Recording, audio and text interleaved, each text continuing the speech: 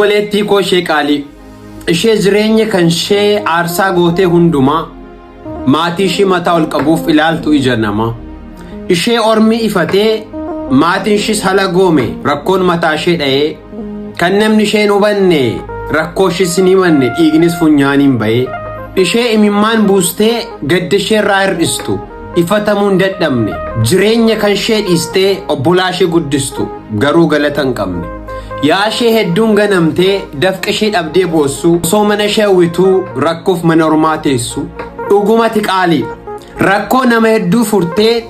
sababa keen baratee hedduutti jabanate ataara galfii dhabdus garaan haadhaaf abbaa kee hedduu sitti boqote dhugumatti qaaliidha beektaa garuu namni hunduun si jaalata sitti himani malee